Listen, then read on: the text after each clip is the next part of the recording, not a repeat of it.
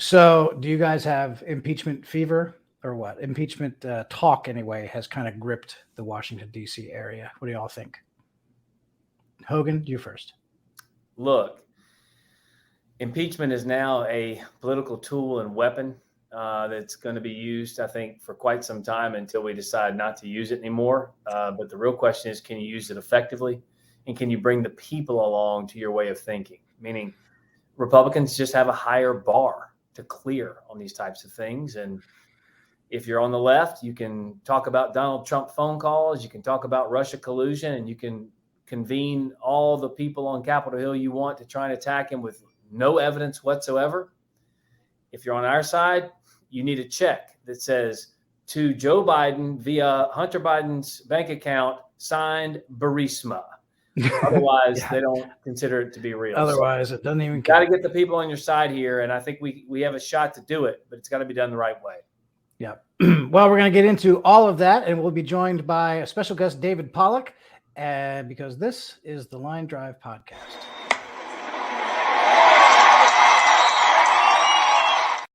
So as I just mentioned, this is the Line Drive podcast, and please like and subscribe and download and comment and favorite and do all the things that you're supposed to do, and we really appreciate it. And we are joined today by David Pollack, a political consultant in his own right and a talk show host and a great communicator. David, thank you for being with us on the show, and tell us a little bit about yourself real quick and what you're up to.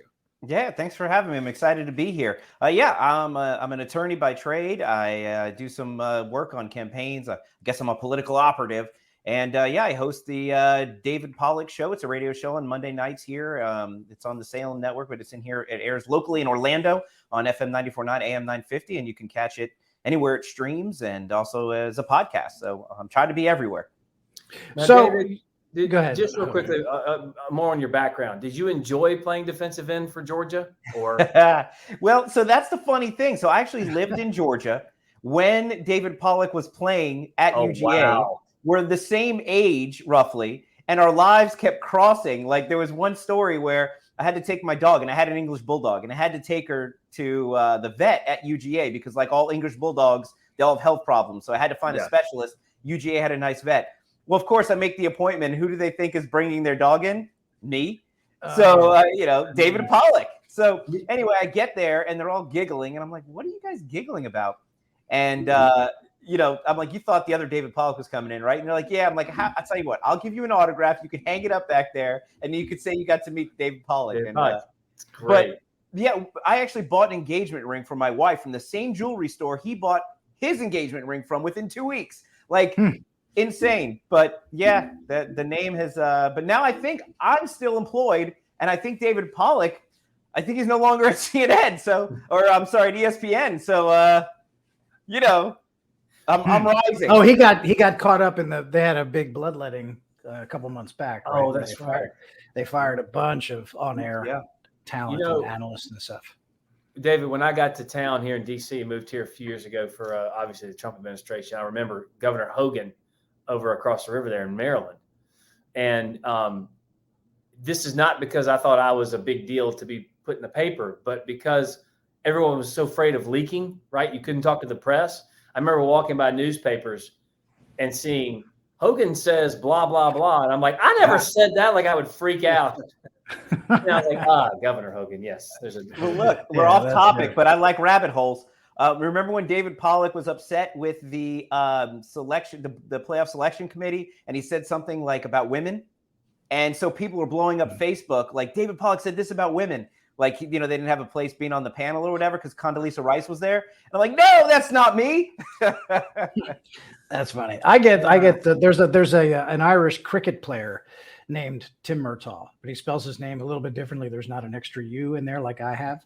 Right. And so I get tweets all the time that are intended for him and commenting about this or that in some cricket match. And it's, the lingo in cricket is different. It's a different language. And I never understand any of it. So I can tell when it's cricket season because I get mistakenly tagged in these cricket tweets. And unfortunately, he gets tagged with tweets that are intended for me. And let me tell you, the ones that he sees are less polite, let's say, and so we've actually connected, and we've DM'd back and forth a few times over the course of the last 3-4 years, and seems like he's a good guy. He's always one time he DM'd me and said, "Hey, I'm golfing at a Trump golf course tomorrow. In case I bump into him, what should I say?" And I'm like, "I don't think he's going to be there." But but anyway, we are getting off topic. So as I said off the top, obviously the big news of the last day and a half or so has been Speaker McCarthy announcing the impeachment inquiry, and immediately the White House and the Democratic media agreed in unison that, they have no proof. There's no evidence whatsoever. Let's put aside the fact that an inquiry is in fact the beginning of asking questions and seeking facts and seeking evidence and seeking information. But the things that we already know, the things that are in the public domain, is a giant mountain of evidence. And here you have the White House saying, well, they've never found anything, which is a lie. And then you have the media picking up and saying, well, they haven't found anything, and that's a lie. And Hogan, as you were saying, Republicans just have a higher bar to clear. And when they impeached Trump on 2 silly political impeachments, and the media absolutely pretends, like, from my perspective, Joe Biden could be standing in a lake, and the media would say, "We see no evidence that he's wet." That's basically the situation that we're in. Hogan, continue what your thoughts were. Yeah, and Donald Trump could be standing in a lake and they'd say, "Aha, Donald Trump can't walk on water," would be the story. I mean, it is ridiculous, the double standard, of course, and we know it. I think the good thing here about these Republicans, though, for the most part, at least at this point, they understand that, and they're not whining about it, right? Like Mitt Romney did, and when he ran for president, he's always whining about the media. They understand the game, so they're going to play it in a different way. And I think if they do so, sans cable networks necessarily, they're going to have to go on there, of course, but they need to focus on local media here. They need to go into these states, and need to do local radio stations, they need to do local television stations, and really outline what's at stake and what's happening. You hit on something, though, Tim. When they say there's no evidence, what they're really saying is there's no evidence tying Joe Biden directly to Hunter Biden. That's just not true. Now, you can argue the evidence you have doesn't make the link right. It's not good evidence. It's circumstantial. All evidence is circumstantial to some degree. But, I mean, when Joe Biden is calling into business meetings, and remember, a lot of the times he was calling into business meetings for Hunter. Hunter was overseas, so it was like 2 a.m. here. Why would you call to ask about the weather at 2 a.m? I mean, it doesn't make any sense. And, and the excuse that the White House has for that is that, fake emails to email about Ukraine. Ukraine policy actually changed from the administration while Biden was vice president. The WhatsApp message from Hunter saying, "Hey, Daddy's right here. We need our money, China." And the same thing with a text message to his daughter saying, "Look, I hope you don't have to pay for the family like I've had to do all these years." Also, the tax evasion charges just on their face. No one's asking, why would he have to pay taxes on money? Where'd he get it from? Where'd he get the money from? Like, why would he have to pay taxes on money he didn't have? Oh, he had the money. Okay, where'd he get it from? No one's asking those questions. And Joe Biden sure has a lot of properties for someone who's been a civil servant, but a lowly servant for all these years. Just as it mounts up, you begin to see exactly what's going on, not just the whistleblowers, but the people who are in business with Hunter too, Devin Archer, Tony Bobolinsky, on the record with great peril to their future, potential jobs and everything else, their reputations on the line. When you look at it, it's unbelievable, but the media does have their talking point. They do have their marching orders. Hey, there's no evidence here. No evidence, no evidence, no evidence. And if it gets parroted enough, the people are going to believe it. That's why Republicans, I think, have to take this fight local. Yeah. David, your thoughts? Well, speaking of the marching orders, I just saw a report that the White House is now saying that major news outlet, they're telling them there's no evidence that Joe Biden did anything wrong, and it should set off alarm bells for news organizations. So the White House has already sent out the talking points and specifically said they need to ramp up their scrutiny for opening an impeachment inquiry on the basis of lies. This is what the White House is telling the press to say about it. So if there was any question before that the press gets their lines and they go out and just parrot it, we all know that they do. Right. But I mean, this is reporting. I think this was a New York Post or something that was showing exactly what they were doing. But here's the thing, and I love that. I love double standards. And look, Republicans, conservatives, anybody who's not left, always likes to call out the double standard of the left. Nobody cares, of course, because they continue to have the double standard. But I love it when we impeach Joe Biden. It's, well, where's your evidence? But when you impeach Trump twice, it's we have to pass the impeachment before you know what's in the impeachment. Right. And then in the impeachment, they're making up the evidence as they go. They're doctoring evidence. Their impeachments were so poorly drafted that the Supreme Court, the Chief Justice wouldn't even preside over the second impeachment. And here they're talking about, oh, where's your smoking gun? Well, how about Devin Archer's testimony saying that Hunter Biden used his influence and used the apparent association with his dad to get these business dealings? I mean, he's under investigation just for doing that. And then Biden, and here's the key. Biden says he had no idea about what his son's business dealings was. And that's the hook. This is what Republicans are saying. He lied about his knowledge of his son's business dealings. And as a result, the president is compromised and the country is compromised. And I'll say this one last thing.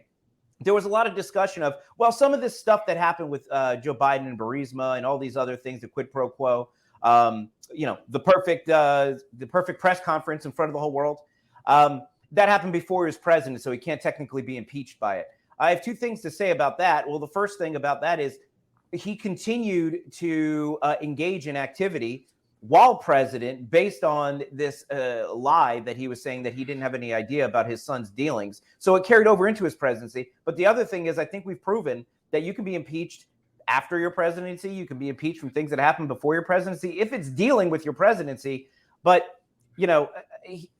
the whole thing is just the fact that we're going to try to say the facts don't support it. Where's your evidence? As if somehow to impeach a Democrat, you need to present your evidence first. And like you said, Tim, very early in the beginning, this is an impeachment inquiry.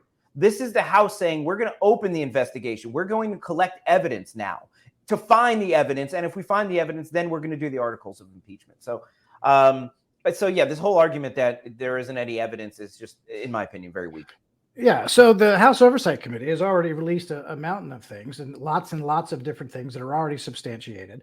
So when let me first play our somebody who currently holds a job very similar to one that Hogan did when he was in the White House, but Karine Jean-Pierre, the White House press secretary, as Hogan was principal deputy White House press secretary. Here she was today Wednesday, getting the question directly to her, and you'll be able to see her response, and I don't think it will surprise either one of you. How confident are you that there will be no evidence that incriminates President Biden and Hunter's business dealings as this goes forward? So let me just give a little bit of a lay down here, because I think it's important. Any specifics to the inquiry? Certainly, I want to say this at the top, as I said to Darlene, I'm going to refer you to my colleagues at the counsel's office, but I also want to be clear about a couple of things. I just talked about Bidenomics. I just talked about the president's going to do tomorrow, really deliver a major speech, something that the American people want to hear about. What are we doing to improve their lives, work on the economy? And these are real issues, real priorities for Americans. And like I said, like lowering costs. But what you see Republicans in Congress, right, they have spent all year investigating the president. That's what they've spent all year doing. And have turned up with no evidence, none, that he did anything wrong. I mean, that is what we've heard over and over again from their almost year-long investigation. Okay, no evidence whatsoever. And then earlier in the day on Good Morning America, here's our old buddy George Stephanopoulos. He already knew the script. He didn't need to be told. To Washington now, the decision by House Speaker Kevin McCarthy to open an impeachment inquiry into President Biden without a House vote in the absence of evidence of impeachable offenses. It's an unprecedented. Isn't that unbelievable? In the absence of evidence. So I was going to get into this. Here's just one. There's a long thread by Kyle Becker, who is a producer at Fox News, and he laid out on Twitter X, a whole list of all the things that House Oversight has already released. And here's one: Joe Biden met. This is one of the famous Cafe Milano dinner, Hogan, one of your hangouts. Joe Biden met in person and had dinner, sat down and ate dinner with Hunter's business partners and the wife of the mayor of Moscow. That's in Russia, in case anybody is missing that. The wife of the mayor of Moscow had dinner with Joe Biden at Cafe But he didn't Milano, get any money from her. and subsequently, she wired $3.5 million to Hunter's firm. What? And then guess what? Yeah, when sanctions came down all over the place against a variety of figures in Russia, guess who did not receive a sanction? So this is what, according to the White House and their pals in the media, this is what qualifies as no evidence whatsoever. And that's just one. Guy sits down with dinner from the lady, the mayor of Moscow's wife. She sends Hunter $3.5 million, and they never get in trouble with American sanctions. I mean, so let me ask you this, Hogan, you're a guy who deals with the press. When it is the attitude of the press corps that none of this impresses them, like you said, in the absence of a check made out to Joe Biden that says bribe in the memo line, right? What can we do? Again, I don't know that you can do much. If you go back and look at kind of the cracks in the dam in the Joe Biden facade, if you will, remember when Maureen Dowd wrote the story about it was a problem that Joe Biden isn't acknowledging his 7th grandchild? Sure. Then you started seeing some more questions about that. And she's kind of a bellwether, right? I know Maureen, she's a bellwether here in DC and for New York. And so if she says it's okay to talk about it, and then you start to see all these polls come out about his age and how Democrats don't like that. Now, remember, this was news for months before the mainstream media finally started talking about it. And once they did, then it leads to the David Ignatius article, who likes Joe Biden, said he shouldn't run. Right. It becomes kind of that lemming mentality, as you well know. They're going to protect him at all costs. But ever so often, you're starting to see that crack permeate across the press corps, and they're asking questions. Now, look, they're not asking nearly the tough questions they would ask of the Trump administration or any Republican for that matter, because they give Biden the benefit of the doubt and then up and protect for him too. The only way I think this actually gets any traction again is McCarthy has to take this on the road, just like he goes all over the country ginning up money for his members. He's got to do that. But if I were him, I wouldn't just go to districts you have. I would go to Ken Buck's district. I would send comms people like you and me and others, David, to go on and be guests in these areas where I'll do it and have those conversations. The more local, the easier it is to effectuate change, and that would put pressure on some of these guys. That's the only way I see it breaking through, because you're getting some pieces of it here and there, but nothing like the tidal wave it should be.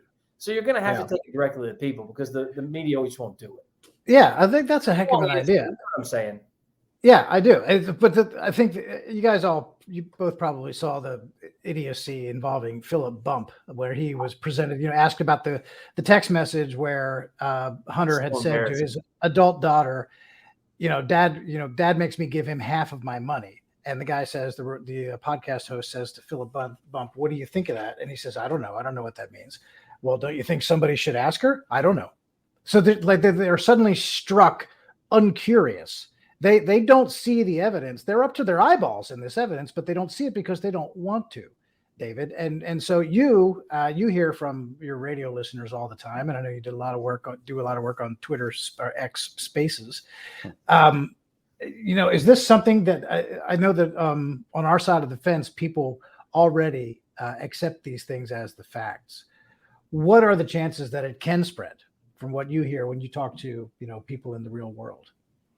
This is the interesting part. So, I worked on a congressional campaign right leading up to in the 2022 year, and I got to be around the public and around sort of the political insiders, and the consensus was, I don't know if there's an appetite for impeachment, because I think people really want to see results. They don't want to see Republicans doing the same thing that Democrats have been doing. They want results. They don't want to send, we take back the House and look, we're no better than the Democrats. And that's really what the sort of like the party line was. But out in the world, on the streets, people wanted blood. They wanted impeachments. They wanted indictments. They want to lock her up. And you saw it with the speaker fight. You really saw that sort of dichotomy of, I don't want to use the word establishment, but you saw more of the establishment type Republicans saying, look, we have a plan. Let's be patient. And then you saw more of the firebrands like Matt Gaetz saying, no. Here's what we're going to do, and we're going to do this now. And that led to the multi-day speaker fight. So you started to see the rift already there. But now here's what's changed. And I can tell you personally, I was in the camp of let's not impeach, because what good is that going to do? That's not going to make our gas prices cheaper. That's not going to make our groceries cheaper. Sure. That's not going to make America any better. We need to give results to the American people, not games. However, I've changed my mind. After the indictments, for me, everything changed, because it occurred to me something, that even though they impeached Trump twice and we try to be better than them, we try to be the leaders that people expect us to be, then Trump got indicted once, then twice, then 3 times, then 4 times. It occurred to me that unless we start to beat them at their own game and play their own game so they can see the consequences, because they were warned after the first impeachment, hey guys, when power shifts, we can do it too. Is this really the route you want to go? And that was the reason why I think it was Joe Manchin voted against it, because it was like, I don't want to get into this game, if I'm remembering correctly. Or that might have been the filibuster debate. Either way. Same thing. It's the same argument, right? Don't do this. Do not open this door because you won't like where it leads, you know? But they opened it. And now look where we are, right?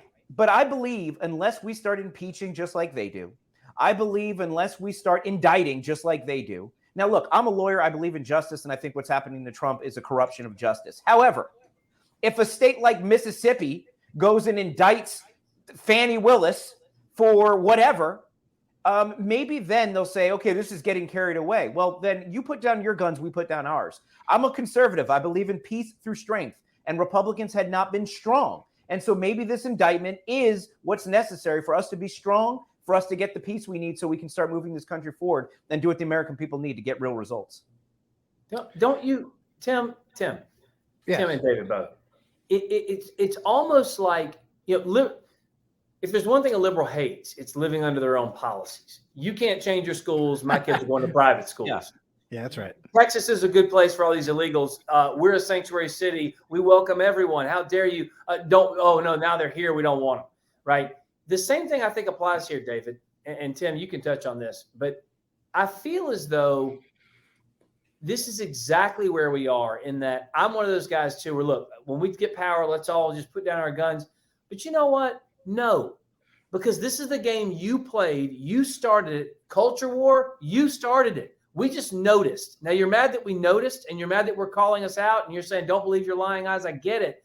But if we start to do the thing they do, you know, to us, to them, I do think there's some merit there. And I hate to say it because it doesn't feel right, but it feels like that's the game. That's the culture. That's the fight we're in. And if they're going to fight with machine guns, that's a bad example, guns, whatever, and we're going to fight with water pistols, we're going to lose those fights. You know what I mean? Yeah, I do. But you know, and there's an exchange with, let me play this, because I think this gets to trying to win the fight. And Hogan, you're saying, you know, go local, let's take the show on the road, which I think is probably the only real way you can penetrate this beltway media, because here's a congressman from Pennsylvania, Scott Perry, at a press conference this week, and he's being questioned by, of all things, a British reporter. I thought we took care of that in 1776. But here's one of the king's subjects giving one of our congressmen a hard time. Listen. Yes, ma'am. Can I ask, what actual evidence do you have, as opposed to allegations, to show to the American public that would merit? I don't know why. Yes, ma'am. Can I ask, what actual evidence do you have, as opposed to allegations? It didn't work out. Sorry about that. Anyway, the point is that he really gives it to her, and he runs down a list of all the things. And she says, well, how are you going to get the American people to understand those things? And he said, well, we'd love to, but you won't report it. And, you know, she's from a British publication, but he's speaking, I think, in general terms about the news media. And it is impossible to me to understand how the media thinks that they can keep this charade up, where what they say, the Associated Press, who my children will never believe when they grow up and are able to understand, they're too young now, but when they're able to understand what news media outlets are and what they do, they will never believe that the Associated Press was once a respected news outlet, because of based on the way that they operate now. They had a tweet that they put up today that was so breathtakingly dishonest. I think it's worthy of mention. It said that Republicans are, quote, claiming without evidence that the Bidens, claiming without evidence that the Bidens engaged in an influence peddling scheme. Say what you want about not, maybe we don't have exactly all the bank account information lined up and we can't prove $2 million went to Joe Biden on a specific date. Okay, that's maybe information that they still need to find. Are you telling me, Associated Press, that you see no evidence of an influence peddling operation? There is no dispute that $20 million came into members of the the Biden family. There's no disputing that Hunter Biden was walking around with an empty bags and people were just dumping cash into it. Devin Archer said that access to Joe Biden was the brand. The influence peddling is known. That is not in dispute by anyone. And they're going to say, well, they're claiming without evidence that any of that. They would. And here's what they do: they drop that phrase in there. They invented that during the Trump administration, without evidence, because it gives themselves permission to be as deliberately oblivious to the facts as they care to be. They've decided there is no evidence now, nor will there ever be any evidence, and so we don't even have to look into it. That's the dumb game. That's the dumb game they play. Drives me crazy. A great point. So when the new piece drops, they can already be like, look, there's no evidence here, because they've already baked the narrative. That's a great point. They've already it's what they did with Hunter's laptop back in 2020. Right. They gladly, the Biden campaign dangled in front of them. They engineered that thing with the 51 former intelligence officials. Hey, look, these guys say it's a Russian disinformation operation. Don't believe the laptop. It's a Russian plant. The media gladly clung to that and said, nope. It was fake. It's always fake. I'm not touching it. It's the fruit of the poison tree. It's Russian, blah, blah, blah, blah, blah. That's exactly what they tried to do to the laptop. They were wrong about that. They're wrong about this on its face. I mean, good God, there is so much evidence out there. Much. David, do your listeners, I'm assuming they lean more conservative. Are they angry about this and all of the bad policies too, or are they skewed, to one particular issue? That's interesting because the impeachment they've been asking for since day one. This is something that everybody's been calling for, and they were upset that McCarthy didn't do this the first day in office. They wanted impeachment. They want blood. But now here's something interesting that, while we're going through this impeachment inquiry and while the news now is going to be focused on Biden and Hunter Biden and what essentially is stuff we already know, I wonder how much that distracts.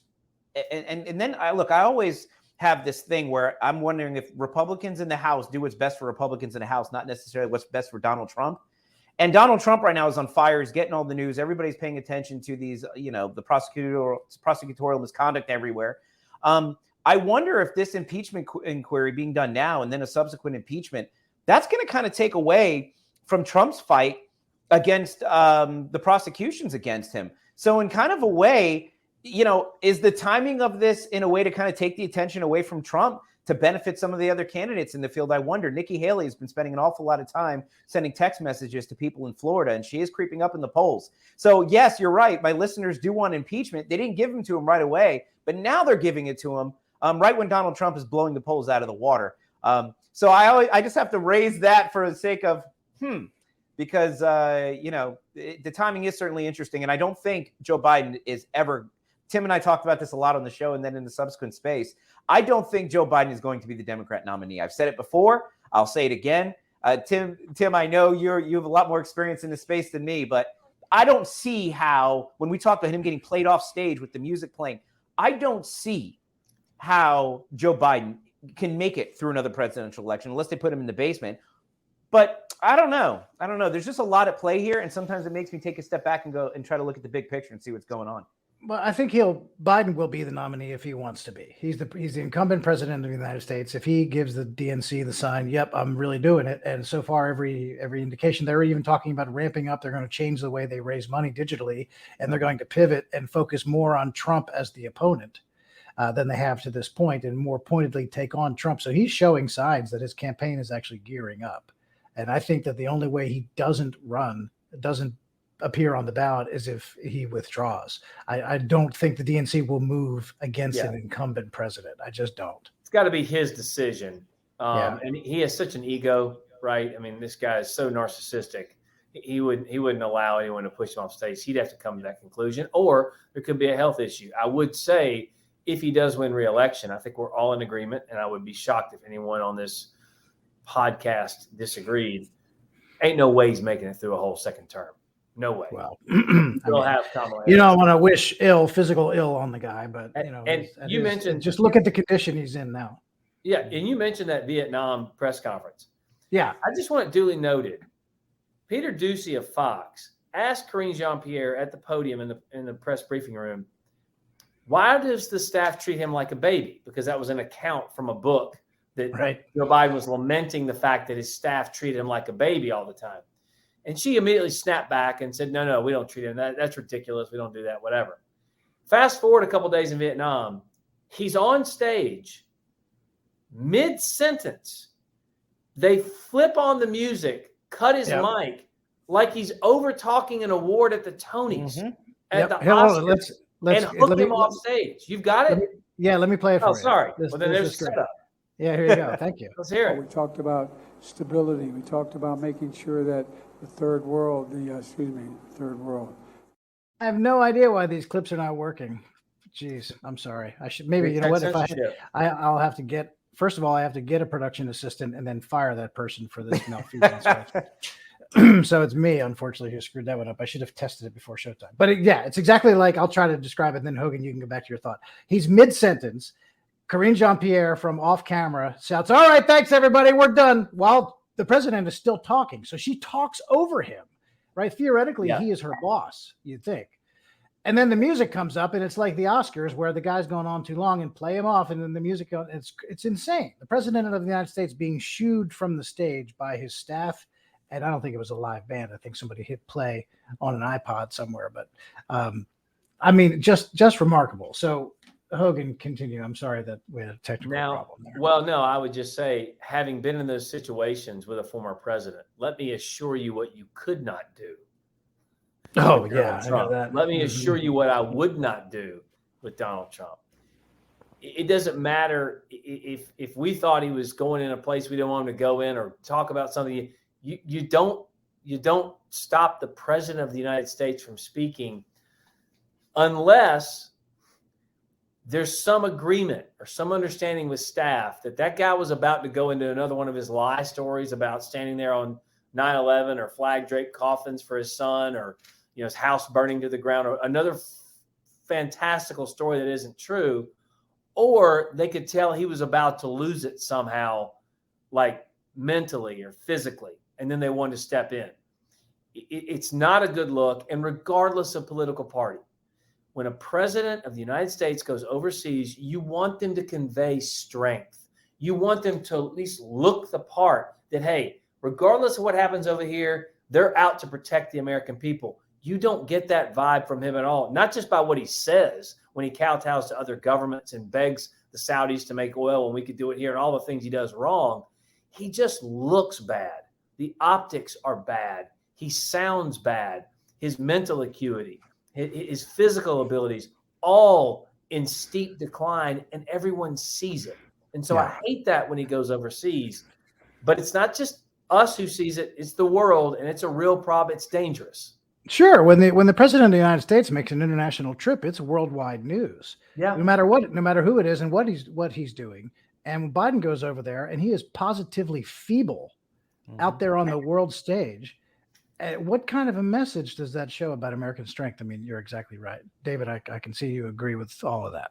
Well, and considering the point he was over there to strengthen our relationship, and to get support for our efforts in support of Ukraine against Russia. I wouldn't follow Joe Biden into the grocery store, let alone a war. You know what I'm saying? It's like, so when you go with the purpose of your trip is to strengthen your support with allies, you're doing the opposite. You're better off not taking that trip. You're better off saying, Jill has COVID, I'm staying home. Because like you said, Hogan, he's hurting us more being there than he's helping us. And if the point of that trip was to shore up support, you did the opposite. So what was the point of that trip? And that's the whole thing. I think the point of the trip was to get him out of the country for 9/11 and make some kind of an excuse on why he's not going to be at any of the ceremonies. You know why? Because the bigger story of 9/11 would have been him bumbling and mispronouncing or saying something awful where they couldn't play him off stage. And that would have been the story of his reelection campaign. So, it's just another effort to hide him. But that's a great I don't understand it. I really don't. I don't think, but this is why Donald Trump's going to win re-election. We know he's going to be the nominee. Tim and I talk about this all the time. But this is the number one reason why Joe Biden will lose in the next election, because all the people who were like, I'm not sure if I'm voting for Trump again. Let's try something new. Let's try Joe Biden.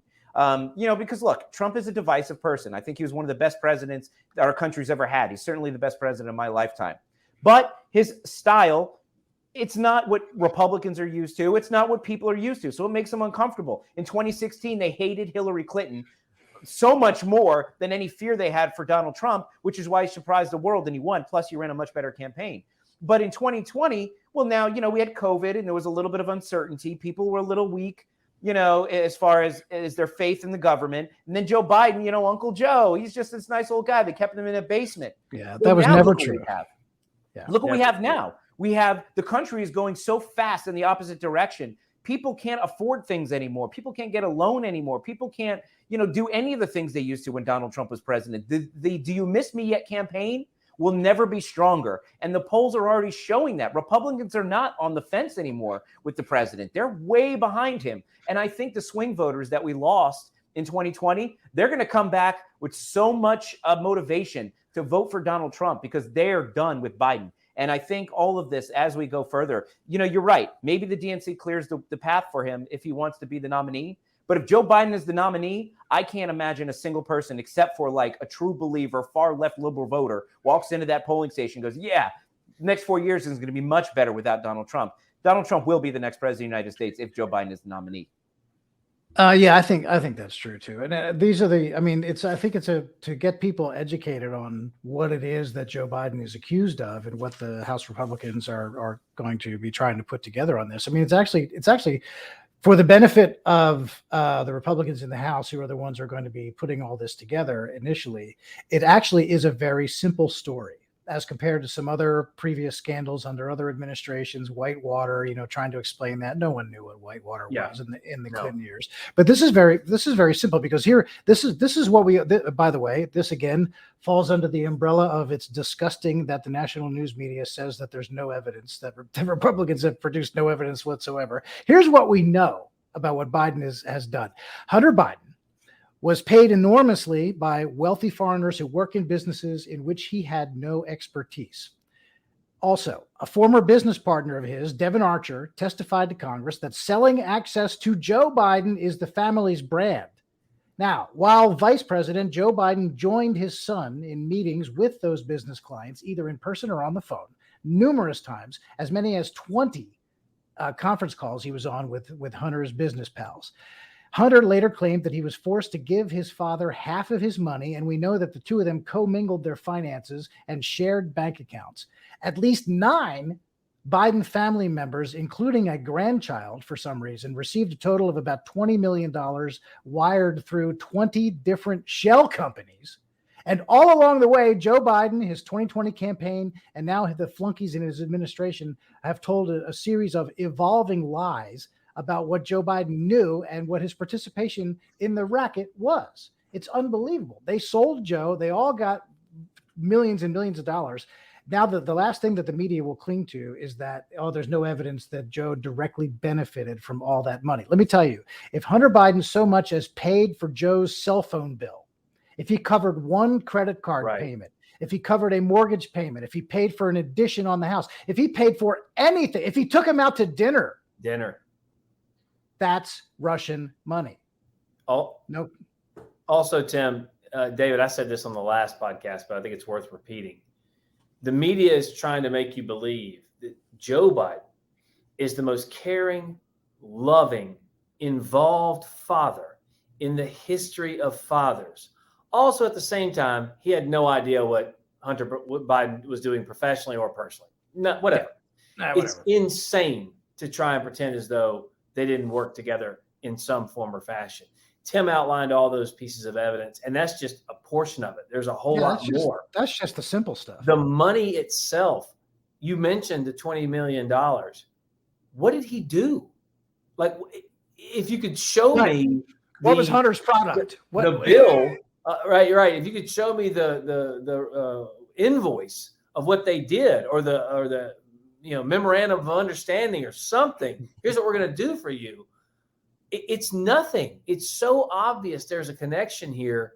And for the media to try and downplay it, I mean, I know we've beat this dead horse now at this point. We all know they're horrible, but it just is so gut wrenching. And there's a reason that the media isn't popular. There's a reason that no one trusts the media. They're somewhere around the CDC at this point, sadly, is that they've been lying to us for so long. And it's not just about who they prosecute, it's about who they protect. And they're protecting Joe Biden. They're protecting Hunter Biden because it's their guy. And I understand that, but that's not your job. Your job as a member of the media, obviously, is to report information, to get facts. And all of these folks called me every day saying they had sources in buildings of 3-letter agencies and everywhere up, top, down, the bottom of the deep state with all these sources that would say X. And I would tell them on the record, I'll go on the record and say, no, that's not true. I was in the meeting or whatever. And they'd say, no, we're going to go with the source. These same reporters can't be bothered to call any of these sources that they were working for years to ask them if any of this stuff is true. Either A, that they don't want to know, or B, they do know and they're just covering it up. And either way, it's not good. No, they don't want to know. That's it. That's the truth of it. I think we're running a little bit long here, guys. That the conversation flies so quickly. So I mean, let's wrap it up with this thought. I'll ask each of you, David, you first. Where does this go? What happens with we're starting now as a brand new impeachment inquiry. You assume that it heads for a full-blown impeachment hearings and then a vote and such. But how does this play out? I don't, I have to say, I don't think impeachment is ever going to pass this House of Representatives. I think, I don't think they'll get it. They'll have to be 100% on party lines. And we only have, I think, a handful of votes to spare. And I don't think we have enough people that will go along with it. I think they'll go along with the inquiry. I think they'll go along with getting the evidence. But I don't think at the end of the day, this House of Representatives is going to do what the Democrats did, and that's be totally united in impeaching Joe Biden. I just don't think they're going to do it. Either way, I don't think it matters because I think we've already look, impeachments have always been political. It's a political process. But impeachments now have become so political with Donald Trump. Even if Joe Biden's impeached, all the Republicans will be like, yeah. All the Democrats will be like, oh, what are you doing? And when it gets to the Senate, he's not going to be convicted. So there's no way he's convicted in the Senate, even if it does get past the House. So at the end of the day, unfortunately, I think this inevitably becomes a distraction. The media won't cover it in our favor. And so, yeah, I think it gives people on the street what they wanted, and that was an impeachment. But I think at the end of the day, I don't think it gets us any closer to what we really want, and that's Joe Biden being held accountable for his family's corruption. I think we get, like Nancy Pelosi said in 2019 or something, I think beating Joe Biden in 2024 gets the country what the country wants and gives the voters what the voters wants, and that's getting rid of Joe Biden. This impeachment's not going to do it. And his reputation can't be damaged any more than it is with the people who care. So, yeah, I don't know. We'll see what happens. But, I guess stay tuned to see what evidence comes in. I think, if anything, it helps Donald Trump or any other Republican that might get the nomination, although I think it's going to be Donald Trump. It'll help them in their campaign efforts because they'll have all this new evidence, that they say doesn't exist that we'll get from these impeachment inquiries. And maybe a side benefit to tie back what I said before, maybe the fact that we did it to them, they did it to us, maybe, okay, fine, we're even, and maybe we can move past this. That's my thought. It is 100% not conceivable that Joe Biden didn't know about all this stuff and is not personally benefiting from it. There's no way. The kind of guy he is with the chip on his shoulder. He always feels like he's been overlooked, that he's gotten kicked around a little bit too much. He's Joey from Scranton and all that stuff. He's had a chip on his shoulder his whole life. There is no chance that everyone around him named Biden is getting rich off of his name and his career, and he's not getting a piece of it. Right, and he's not. Zero chance of that. Great point. And anyone who knows him personally, which I do not, but anyone who knows him personally would have to ask themselves, gosh, if he looked around and saw everybody rolling in money and he wasn't getting a piece of it and they were all getting rich because of him, would he stand for that? And the answer is no, of course not. And this just doesn't, anyone who says there's nothing here, it doesn't pass the smell test. Anyway, whether it's true or not, that doesn't necessarily matter if when it's a party line vote in the House and there's some fence sitters, and it certainly won't matter when it gets to the Senate if it does for a trial. Hogan, where does this go in your view?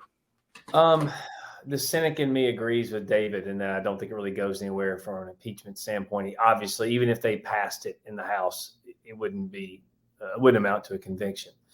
I will say, though, the Republicans have done a great job bringing out this evidence. If they are patient enough to do this the right way, I think more evidence comes out. And I would argue this obviously becomes a serious political problem for Joe Biden and a legal problem for his family. I do think it goes that route if it's done correctly. And if we think what's out there is actually uncovered and found.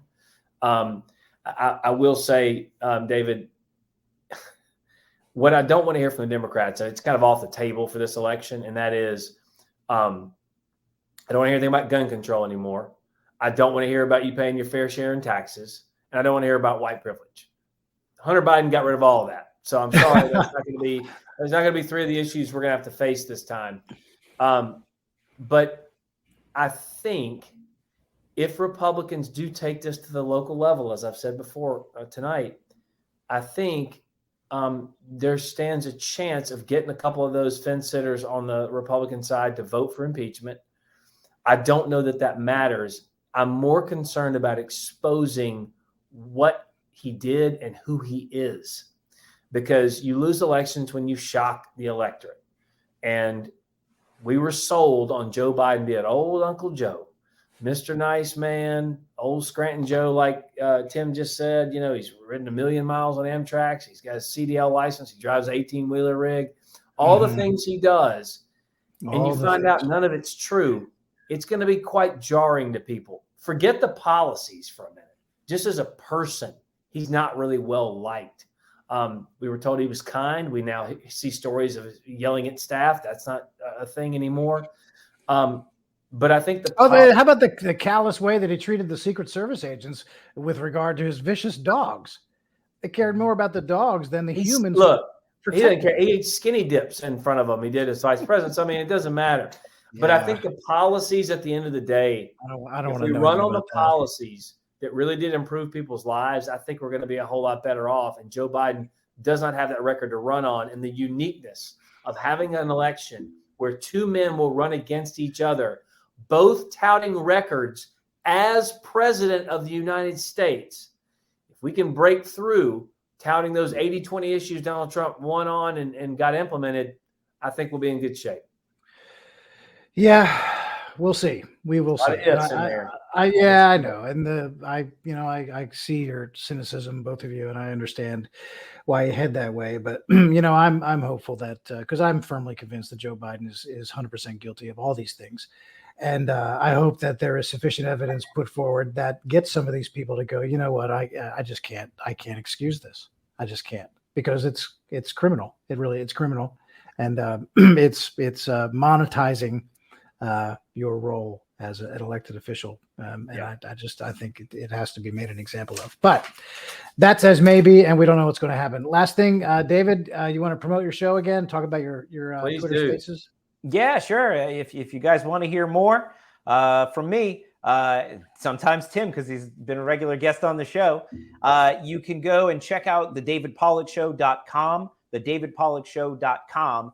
You can find all of my past episodes, my current episodes. So I'm on the radio, but sometimes people don't listen to the radio. So you can actually watch me on the radio, on my website, on YouTube. And then you can listen to it anywhere where we stream it, on my social media. And if you want to follow me on Twitter or X, I'm nobody knows what to call it anymore. I know. Over time, you don't have to keep saying that. Yeah.